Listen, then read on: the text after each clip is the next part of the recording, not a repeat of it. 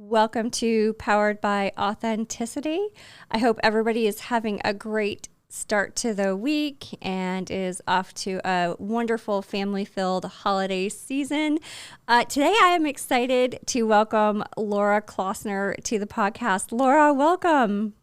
Hi. Well, it's so great to have you, Laura. We went to high school together. Well, actually, all of our school together started in kindergarten, and it's just so great to have you on here. How would you like to do? Exciting to be here. Yeah, how'd you like to do an intro? Tell everybody about yourself. So, as you said, I grew up in Western New York in Darien Center. Everyone knows about Darien Lake Amusement Park. I think it's Six Flags now. Grew up a couple miles from there, worked there every summer. But I very quickly got sick of New York winters and went to college in Florida, where, similar to you in your introduction, you talked about how girls at Alexander were told that they would never be the CEO of a company. I was told not to go to college in Florida because Florida had such lousy schools. Oh my gosh. Yeah, University of Florida, Florida State, nobody's ever heard of those places. So, but I went to a small school in Florida called Stetson, which was a private university that was #1 for education. And I was a teacher for 5 years. I taught high school social studies. Then I had gotten divorced. I had been in and out of Florida. I moved back to Florida. I went to work for my cousin, who was a female business owner. I went to work for her mortgage company doing mortgages for about 5 years. And then the bubble burst, the real estate bubble burst. And I said, I need to do something else. So just literally for the fun of it, I went to law school. Like I totally went to law school on a whim just to see what it was like. And ended up getting into criminal defense, which was a field that I had never even thought about. I never thought about going into it, but got a job as a public defender, and here I am. That's amazing. So you started as a teacher, and I hope you gave better tutelage about the opportunities. Yes, especially as a teacher in Florida. Yeah. We were, even back in the day, we were just as they are today, we were vastly underpaid. I mean, my first teaching job, I made $18,500. That is just crazy to me to think that that's what teachers are making still. So yeah, now they started about, here in Florida, they started about 40, 45 maybe. Yeah. So yeah. Still underpaid. Well, you've come far since our days at Alexander Central.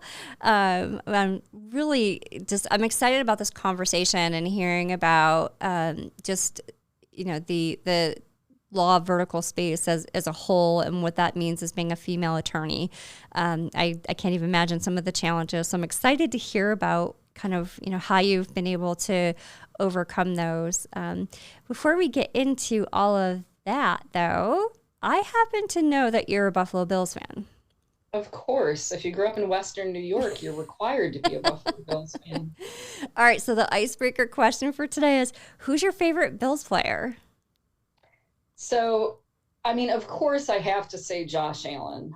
I mean, most people do. I mean, he really I've always watched the Bills, but he really got me back into making sure I watch every game, everything.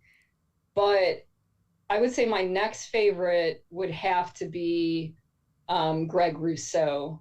And that's only because Rousseau is a family name in our family. So every time they mention him on the field, my mom and I just go crazy because we're like, it's just so weird to hear your own family name talked about. So yeah, so we both like Greg Rousseau. We like to think that maybe somewhere back along the line he's related to us. I don't know. That's amazing. I love that. All right, producer Ken, welcome. Hello. What about your favorite Bills player? Well, Josh is fun to watch on the field, and all the players out there now are great, but I'm going to reach back a little bit and go with the man, the myth, the legend, Fitzmagic. Oh. Ryan Fitzpatrick. He has made himself more fun now that he is retired and being a Bills fan than anything else, I think. I'd agree with that. He is almost more fun to watch now. Yeah. Even though he did have his moments on the field. He got that name Fitzmagic in Buffalo playing against, it was either New England or Miami. I can't remember. I want to say New England. Yeah. Yeah, and his Thursday night antics are fantastic when they're in Buffalo. Oh, and when there's bitter cold playoff games. Well, I love Josh.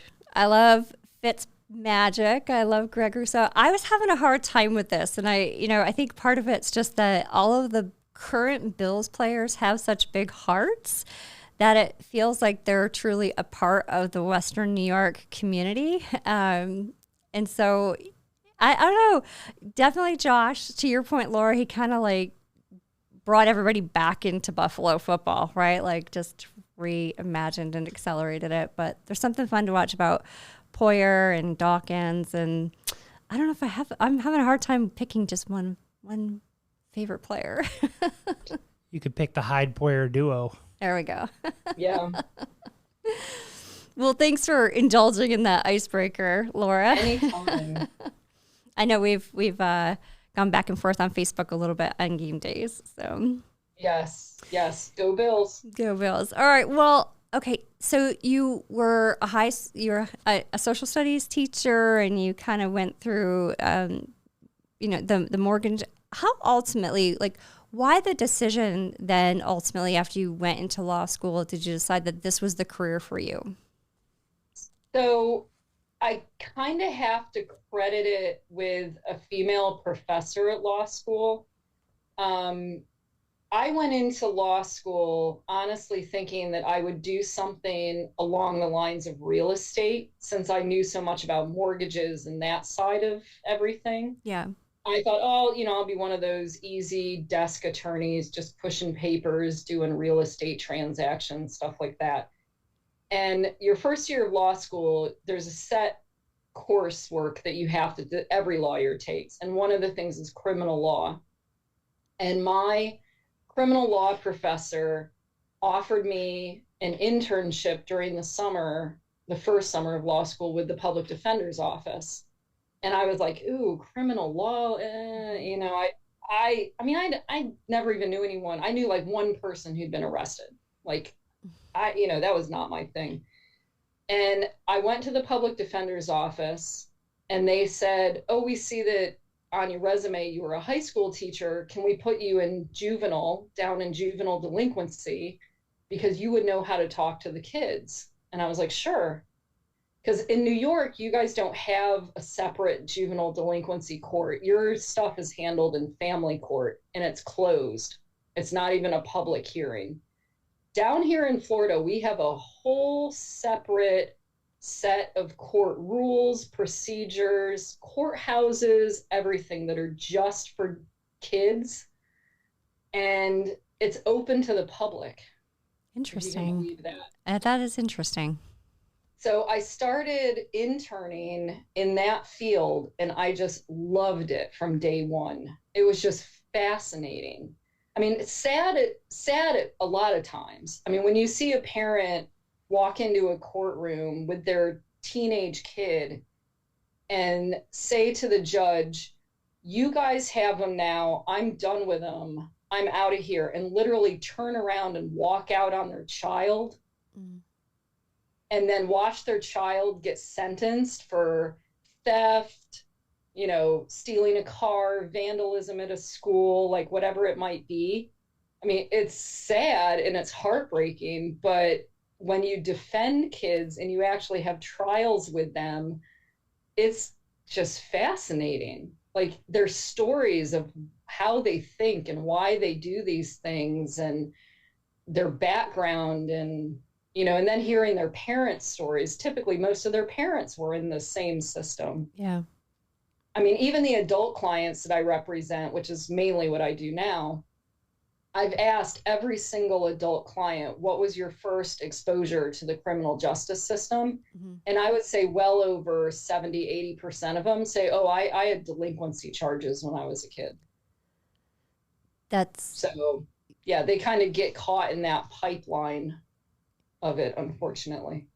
Yeah, well, it's interesting you say that. So last Saturday, as part of White Ribbon, we actually had a discussion with a domestic violence survivor, and we talked about the repetitive nature of that, of the abuse. You grow up with it, you see it, and I would think that's what you're seeing with your kids in juvenile court as well. Is that it's what mom and dad did, so it's okay. I'll go repeat the behavior. Yes, absolutely. And it is a very similar situation because in a sense, it's also a form of child abuse and neglect and things like that, which I've also worked in. So, and I ended up, in fact, I've stayed in this field for so long that I'm now actually board certified here in Florida in juvenile law, which is delinquency, kind of the criminal side of it. Mm-hmm. And then also dependency, which is like the child abuse, like the system when the Department of Children and Families takes kids from their parents. I've represented the kids and I've represented the parents in court as well. So yeah, that kind of is what got me staying in the field of law, and that's kind of stuck with me, and that's what my specialty really is. I'm not sure how I would be able to remove that emotion. I mean, one, we need attorneys like you to represent,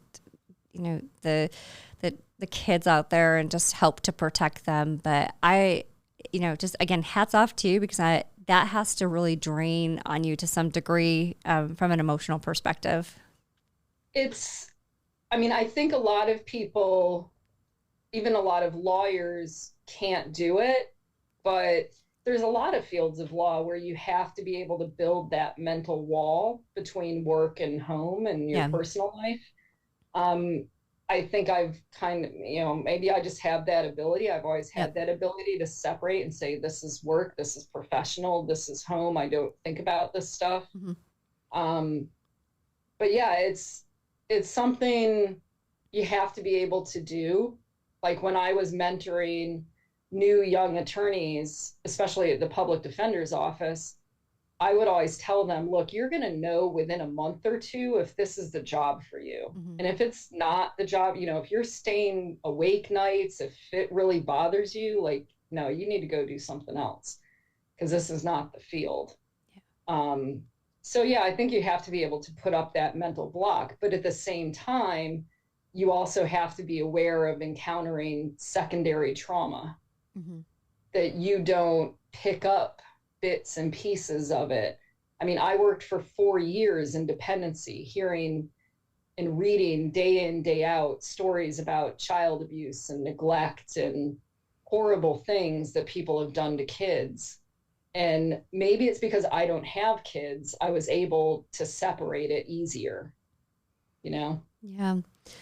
I think you bring up a good point there, being able to separate the work and the work and personal kind of viewpoint. And I think that's actually a good tidbit, whether it's, being an attorney or anything, trying to really keep those two separate is important for emotional well-being. So, it truly is. But what an interesting journey. That's kind of amazing. And so right now, who's like do you have like a standard clientele typically that you're dealing with? It's more adults at this point? Yeah, about 2 years ago, I went into private practice. I was able to get public service loan forgiveness because mm-hmm. I had been a state employee for 12 years.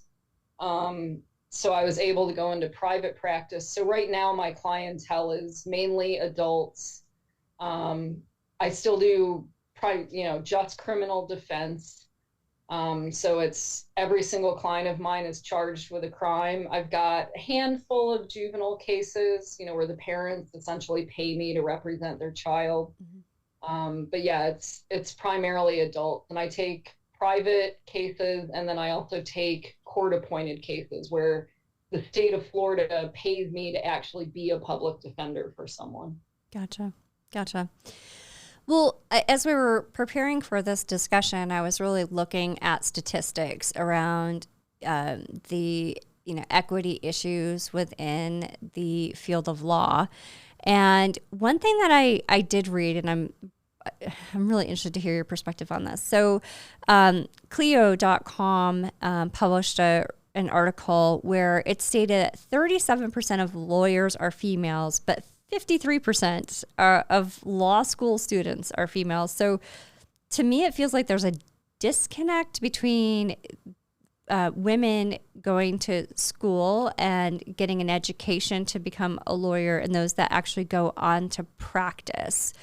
So I'm really interested to hear your thoughts kind of on why that might be, or your experiences with that. So I had also heard numbers like that as well. And so it was interesting when you sent me that and I started looking at articles on it, at how it falls, I think across the country, it ends up looking like that. That made me look at, specifically here in Florida, several articles that the Florida Bar has published. And one of them from 2017 shows that as of February 2017, 38% of the attorneys in Florida were women. So that falls right into that number on the Clio article. Mm-hmm. And part of, they started looking at why is that? Not only that number that you're seeing, the drop between law school and actually going to work in the law, but then staying an attorney for more than 5 to 10 years in the law. They started looking at why. And some of these numbers kind of start giving you hints. When they looked at managing partners or partner shareholders of law firms, only 15% of those partners are women. So on average, 37, 38% of the firm should be women, but only 15% of them are managing partners. Whereas when you look at that percentage as to men, 27% of male attorneys are managing partners or shareholders of a firm. So that kind of gives you a hint that women start to go to work. They get to work in these firms and they go, oh, my chances of being promoted are slim. Mm-hmm. Now it's interesting too, you look at the next roll up from being an attorney would be being a judge. And in Florida, 39% of the judges are women. So it kind of falls in line with the percentage of attorneys. Yep. But considering we make up half the population, not really sure where that missing 10, 12% is coming from. And then there's the pay scale, which we see across the board for women in any career. The median as of 2014, the median net income for all legal work for female attorneys in Florida was $70,000. For male attorneys, it was $120,000. So almost half. Mm-hmm. Yeah. Now, wow. I mean, we have come a long way. The ABA has put out a statistic that says in 1970, so knowing how old we are, that's what, 53 years ago, women made up only 3% of the legal profession. So we have come pretty far in 50 years, but we definitely still have a ways to go. And this has actually been looked at across the United States. The bar association that kind of looks at the entire country is the American Bar Association, or ABA. Mm-hmm.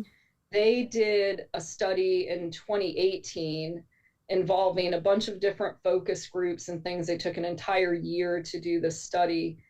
And when they asked why were there all these gender disparities at law firms, the focus groups came up with 5 key things. One was this closed compensation system that, essentially what a law firm wants to pay you is what they want to pay you. There are no unions for lawyers. There's no, other than the ABA and the state bar associations, there's no one, telling them what to pay lawyers. So it's kind of like it's a fairly private industry. Like, yep, you're stuck within that system. They found out that the way you get credit for working on cases is kind of at a disadvantage to women. Very often the male partner of a law firm will be the lead attorney on a case, and the younger associates, which very often remain women, are what we call the second chair on a case. And so when it comes to getting promoted within a firm, unless you're the lead counsel, very often those cases don't count for you. So women in law firms are very often doing a lot of the grunt work and a lot of the heavy lifting, and they're not getting the credit for it that gets them promoted. Yeah. They also found that these homemaker stereotypes tend to persist in law firms. If women ask to leave work early, or, oh, I have to go to my kid's event at school, they get, eye rolling, they get comments, that, which I think we see across all careers. Women felt that law firms were very much boys' clubs. Mm-hmm. And there's also a big, big factor in the legal field about ageism. And ageism impacts men and women very differently. Yep. So there's so many parallels across, the legal profession, STEM, whether, whatever the profession. And how do you think we go about trying to change those? Just those statistics are still very sad when it comes to how we can be portrayed as women in the field. So how do you feel, or what do you think the right step is in trying to make the change so that women are more part of the senior leadership, and it's not just that 15%?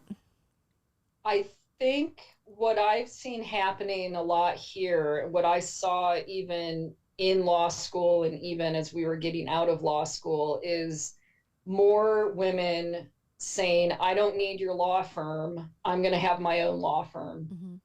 There's quite a few women that I graduated with who opened either a solo law firm by themselves, focusing on, even a lot of times focusing specifically on women's issues, medical malpractice that's focused on women's medical issues, or personal injury that's designed around women being victims of something.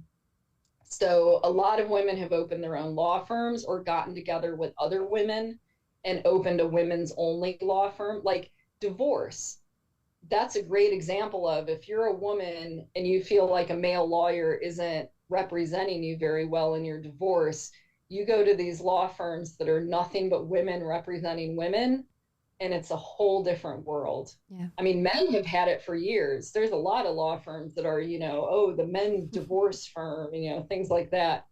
And I think that's going to be one of the biggest changes to it, because women lawyers actually already make up the majority of government lawyers, whether it's a court-appointed lawyer or that sort of thing. I mean, I worked in that side of the law for 12 years, and it was a vast majority. I mean, men lawyers in those agencies are like single digits. The vast majority of the lawyers in those were women. And they're the ones making case law and making changes and talking to lobbyists. And so I think we'll see it change, but I think as more women are able to get small business loans and grants and different things to open up their own firms, I think we'll start to see it change. And then supporting more women on the bench. If you're able to vote for a judicial seat and you see a woman versus a man on the ballot, I mean, do your research. I mean, you don't want to be voting for a woman who, maybe doesn't jive with your political views or anything at all. But at the same time, the more women we get on the bench, the more you'll have women practicing in front of them. So, yeah. Oh, and now on the twist side of that, you were actually the first female attorney at your current firm, correct? I was. So Peterson Law Group is in New Smyrna Beach, Florida, which is just south of Daytona Beach. Most people know where that is in Florida. And they've been in business for over 60 years. And they're a very small family-owned law firm. They never had more than 3 or 4 attorneys typically. And no, they've never been able to explain that it wasn't that they didn't try to hire women. They just, they weren't trying to avoid women being there. They were just they never really had women apply for the job. And a couple of years ago, they were looking for a criminal defense person. And through word of mouth, I heard about it, went down, interviewed within a week, got hired right away. And then when I came to find out that I was the first woman attorney that they had there, I was shocked. I was like, how have you had been a law firm for 60 years? You've never hired a woman. I mean, we have quite a few women who work who are lawyers mm-hmm. around here. Not that many in criminal defense, though. I mean, even today, there are quite a few days where I sit in court and I look around and I am the only female lawyer in the courtroom. That is, yeah. It's just, I hate to say it's shocking because part of me is like, oh, I walk into a conference room and a lot of times I'm the only one that's a female talking about, tech to strategize. But it's also disappointing that it's 2023 and right. We're here. Yeah. Yeah. But they are very good. They actually just hired another woman attorney.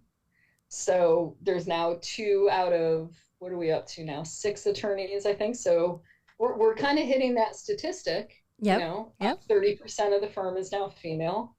But I don't know why they didn't have more women applying. I mean, they're very family focused. We close every Friday at 1:00 just to make sure that people, are taking time with their kids and families and, being able to have appointments during normal hours and things like that. They're great about time off. I mean, 2 weeks after I started working, I broke my arm and they were like, don't worry about it. We got you covered, even though nowadays, I work from home a lot as well, but I don't fault them for it. It was just surprising to me. I was like, I can't get over that a company has been around for over 60 years and just didn't have any women other than paralegals and receptionists. With that though, have there been any barriers that you felt like you've had to break through as being that first female attorney there? I not necessarily at the firm itself. Yep. I mean, I think it's just in the field of criminal law, there's plenty of prosecutors that are female, but there's just not that many defense attorneys that are female. I mean, when I think about the women that I normally see in court week to week, I mean, I can count on one hand who it is. Interesting. So that to me, I think is the biggest barrier, and that it was almost like breaking a barrier in that law firm of, we hired another criminal defense attorney and what do you know, it's a woman. So yeah, but at the same time, there's aspects to criminal defense that, if you were the defendant, you kind of want a woman sitting at the table with you. Mm-hmm. I mean, think about this scenario. If you're sitting on the jury and you learn that the defendant is charged with rape and it's a man, and you see some stodgy, middle-aged white guy sitting next to him in his 3-piece suit, patting him on the shoulder, do you kind of look at that defendant and go, maybe he did it? Yeah. You know, like Yeah. of course he's got a man defending him, you know, and he's and this male attorney is going to rip into the victim and, you know, and all these horrible things. Now picture a woman in a nice dress suit and everything sitting next to that defendant, patting him on the shoulder, consoling him, getting up, talking. Don't you kind of almost mentally you have this thing like, well, if she trusts him, Yep. you know? That's a good point. So there's situations in criminal defense where you need a woman lawyer sitting at the table. You need a woman lawyer talking to the jury about that defendant. So That's interesting. So women may make up the minority of lawyers, but when it comes to criminal defense, it's an even smaller minority. So that to me is sort of the barrier.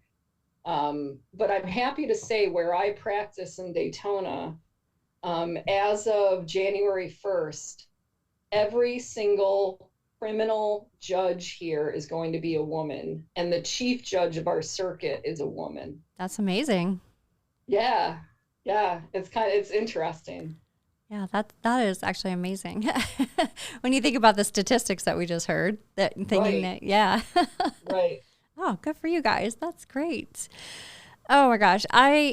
That's just such an interesting perspective with the, in your scenario, a defendant who's accused of rape and having a female defense attorney versus a male one. It's just, I guess you kind of think about it, but talking about it here, it's more impactful to me, like from a situational perspective. So very interesting. Yeah.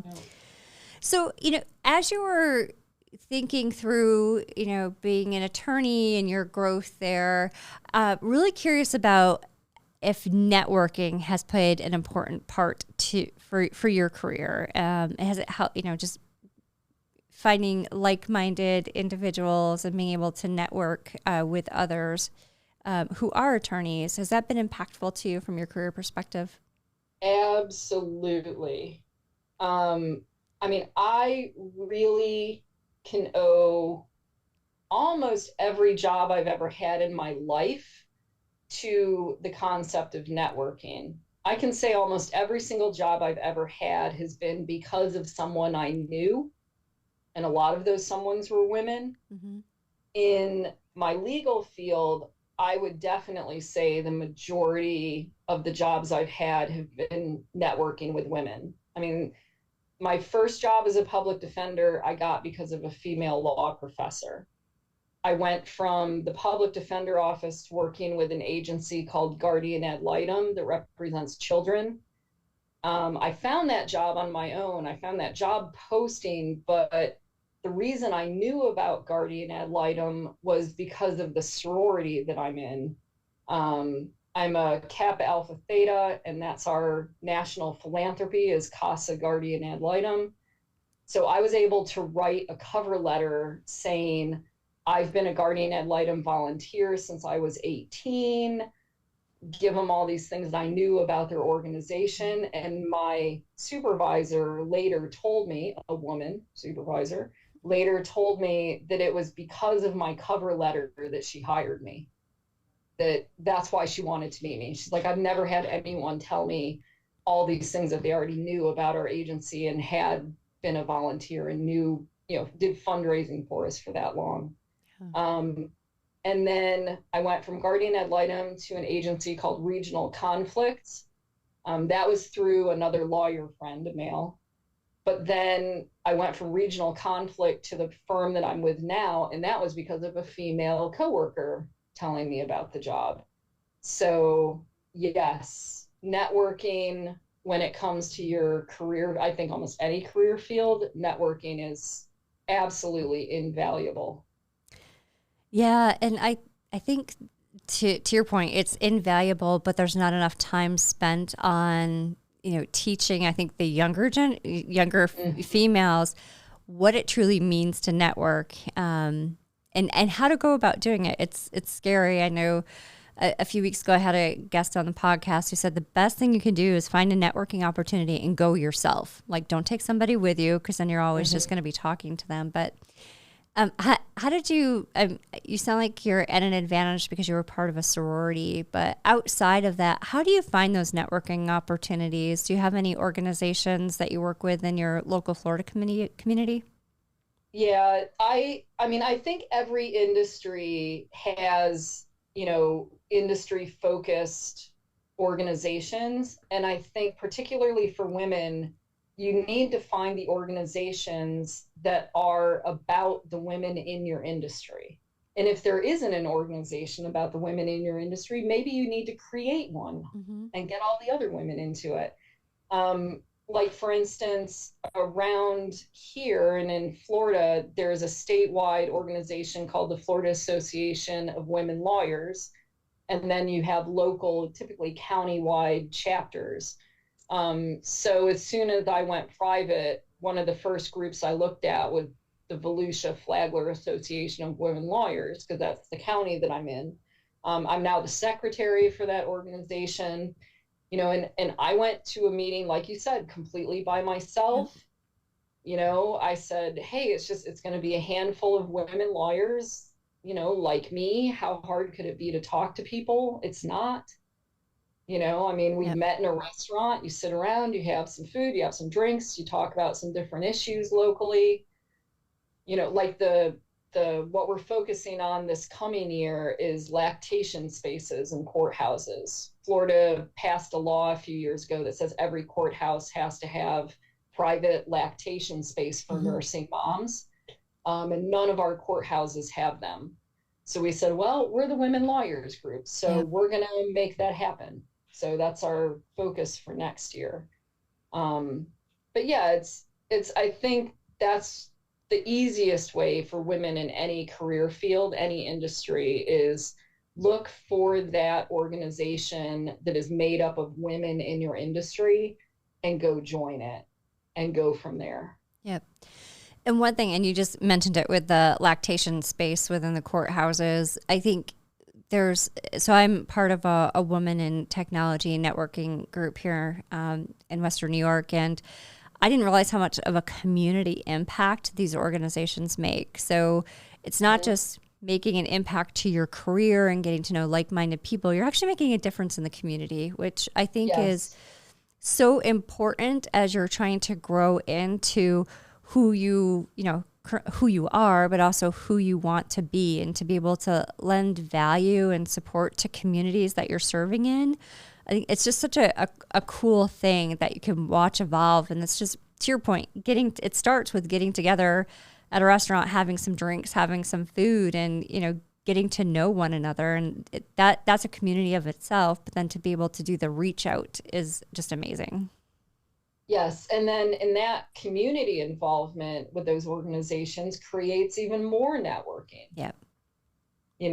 That's like, I carry my business cards with me all the time, because when people meet you and go, oh, you're a lawyer, it's always so good to know a lawyer. And I always say, well, I'm the kind of lawyer you don't want to have to know, but here, take my card, and it's amazing how many people, you pick up for whether it's something that helps you with your career or gets you into another organization. I mean, I've gotten a ton of business from handing out cards, because sure enough, if someone's nephew or something got a DUI,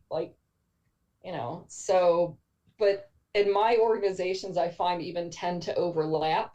Like, I organized a luncheon a couple months ago for one organization that I'm in.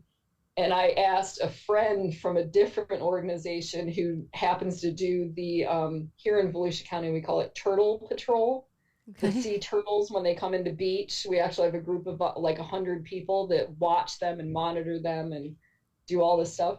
And I asked my friend, I said, hey, it's a really interesting topic that not a lot of people know about. Would you come be the guest speaker at my luncheon for this other organization? Sure. So you never know how that sort of thing can help you. Yep. And to me, and it doesn't matter how extroverted or how introverted someone is, there's organizations that never even meet in person. They're all on Zoom. You know, you can sit in the comfort of your house in your jammies and still network. I went to an event last night where there's one woman who has never come to anything in person. We always see her on Zoom. She's always, present and on our meetings. And so everyone's like, you are in real life. Yeah. You do exist outside of Teams. Yeah. It was kind of like when we went from doing Zoom court during COVID to when we went back to court in person. Yeah. Several of the judges were like, I always wondered how tall you were. Oh gosh, that's great. The other thing that I'm just thinking about and would love your perspective on, out of these conversations that come up with networking opportunities, which go into communities, the opportunity to coach and mentor younger females or just younger generation. I know I worked with a younger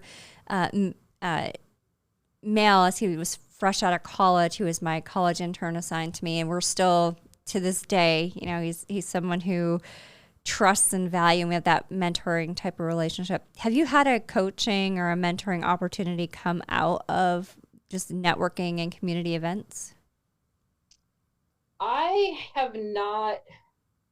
I can't say that I really have too much professionally. I mean, like I said, I'm an advisor for my college sorority, and that college has a law school. So a lot of the women in my sorority do end up going to law school. And, I kind of get a little bit closer with some of them because I say, oh, come over to court, come to court with me, watch me sit around the office with me all day. Make sure this is something you really want to do before you go spend, $200,000 on law school. So, in that sense I have, and I was a supervisor at the public defender's office and worked very often. A lot of the attorneys that I supervised were first year, what we call baby attorneys, fresh out of law school. So, in a sense it's kind of mentoring them, but no, I can't say as I really have had too much opportunity professionally. Yeah. I bet though, and this is just like what I highly suspect, is that those individuals that you've invited to spend a day with you in the office or in the courtroom with you, you made such an impact by just allowing that firsthand sight of what it really means. It probably meant more to them than you realize. So I think that's something that you should be proud of, because those moments are just so hard for, I think, our younger generation to have open to them. So I think if you take a step back, it's probably so meaningful to those individuals. I agree. I think it is harder now for, younger people, I think, to get the opportunity to experience and to see a career firsthand.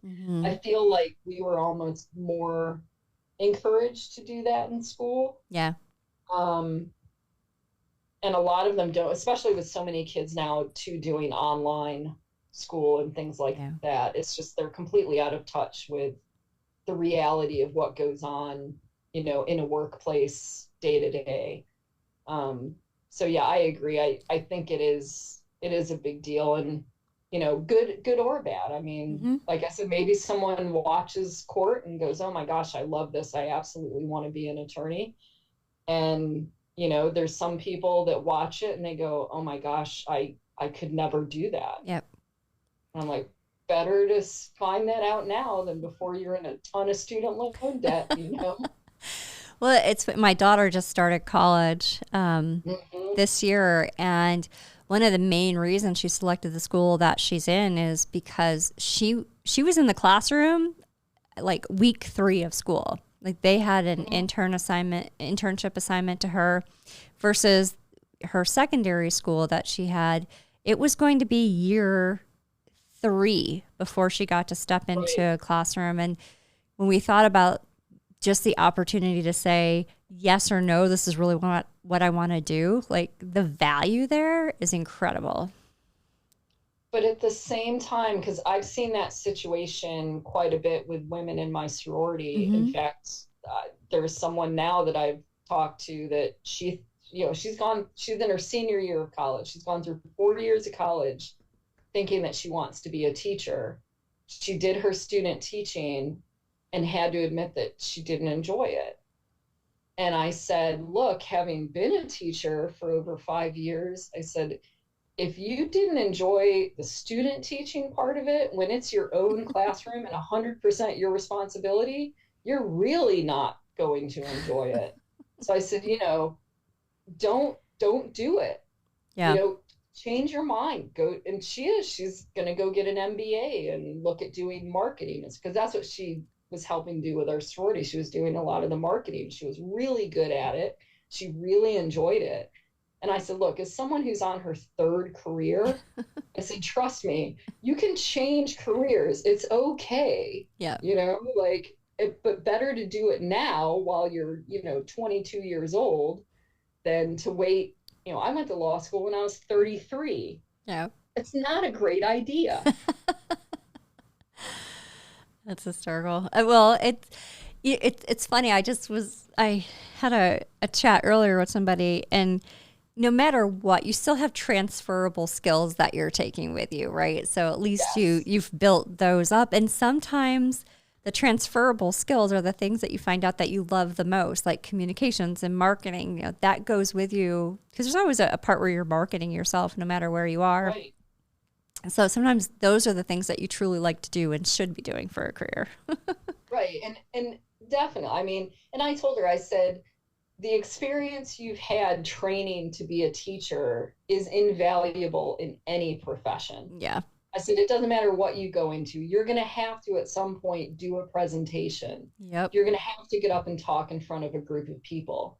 And the fact that you're comfortable doing that is huge. It's a huge part of jobs. When I was in law school doing stuff, I had plenty of professors say to me, I don't know if you actually know what you're talking about, but you sound like you know what you're talking about. I'm like, I was a teacher. I can talk about anything, So and they were like, oh, yeah, that makes sense, Oh my God. Say it with enough conviction and it's true. Exactly.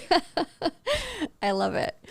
Well, how about any suggestions for organizations for young women that might be something that you would suggest getting involved with, even outside of just the law profession, anything that you can think of, I know you're heavily involved with the sorority. That sounds like an amazing opportunity for girls who are, just entering college, but any other organizations or places you can think of that would be good resources? I think that people need to get involved with the organizations that really strike a chord with them and really touch their heart. And it's something that you're willing to volunteer your valuable time for. Mm-hmm. So it doesn't even matter if it's women focused, whether it's something that's doing community service philanthropy work like Rotary, Lions Club, yep. Key clubs, things like that, whether it is like a women's focus group, whatever it is, you have to figure out what is it that really moves you? Like, what is it that you say, this is what I have convictions about. This is what I think is really important in this world.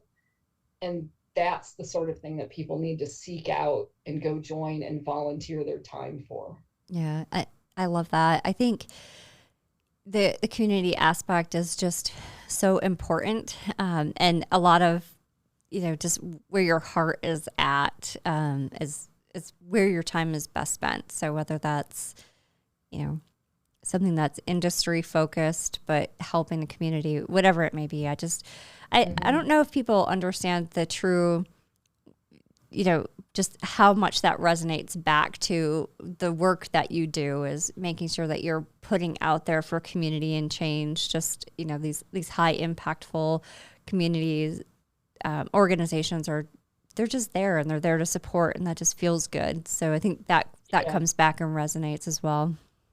Yeah, well, and even in a job like mine where, I can go from having very easy weeks to having weeks where, you know, I'm working on things 50, 60, 70 hours that week. You have to, I go by the motto that you work in order to live. You don't live for work. Work is what pays the bills, what keeps the roof over my head. That's it. It is not me. It doesn't define me. Yep. It's not my entire life. The rest of my life is all the things that I enjoy. Being with my friends, being with my family, doing those volunteer activities that fulfill me as a person. Yep. That's life. And work is just the means to get to that. Yep. No, I love that. That's so perfectly said. So what's next for Laura? What's that? Anything exciting on the horizon? Nothing specific, but I am so looking forward to being able to travel again. Yes. I mean, I have a group of friends that I went to college with that we normally would go on some big trip every year, and COVID just brought that to a slamming halt. And we haven't all traveled as a group together, and you know, we've done individually some little trips here and there, but yeah, we're looking at, you know, being able to go to Europe again and just things like that. So that's what I'm looking forward to in the next year. Oh, that's amazing. Are you headed back to New York anytime soon? I prefer to wait until the snow is gone. So maybe June, July. I was gonna say July. I did just have, we have a new member in our family. I just had my first great nephew. Oh, congratulations. I am now a great aunt. So yeah, we need to get up there and meet him. So. Well, that's amazing. Congratulations. Well, the next time you're back home, I hope we can get together. Definitely. Yeah, it'd be awesome. Well, Laura, thank you. This has been such an interesting always time for me when I talk to someone outside of my career sector, and it's the same challenges and it's the same conversations and percentages. And I appreciate and value your time for coming on to talk about what it's like to be a female attorney, and just, you know, your ability to become that first female within your firm, and some of the positives that come with that, and all of the great work you're doing within the sorority and your community events. So I really appreciate you taking time today. Well, thank you. I appreciate you having me. Yeah. And I want to say 2 girls from Alexandria, New York, who probably received not the best advice when they were in high school. No. But here we are. And I do appreciate your time. Producer Ken, thanks for being on here today and being here. You got it. And as always, thanks to Go Art here in Batavia. Laura, next time you're in town, have you ever been to Go Art? No, I have not. It used to be the Batavia Club. I don't know if you remember that on Main Street. Yep. I don't think I was ever in there either, but now I'll have to go check it out. I definitely was not here when it was the Batavia Club, but as a community organization now, they've got great, they have poetry nights and just a lot of open community, and they've gifted us the use of their podcast room, which has been amazing support for us. So it's been fun. Cool. Yeah, very cool. Well, thank you so much again for being here. If it's okay with you, we'll post links to your LinkedIn on our show notes so that everyone can find you. And again, I appreciate your time. If I don't talk to you, I hope you have a very Merry Christmas. And again, really appreciate your time. You too, and we'll keep rooting for the Bills and hope that we get on the positive side of that win-loss record. Super Bowl's coming. Yep, it's coming. Maybe not 2024, but soon. Still my Bills. That's right. Awesome. Well, thank you so much, Laura. We'll talk to you soon. Thank you. Thank you. All right. Bye-bye. Go Bills.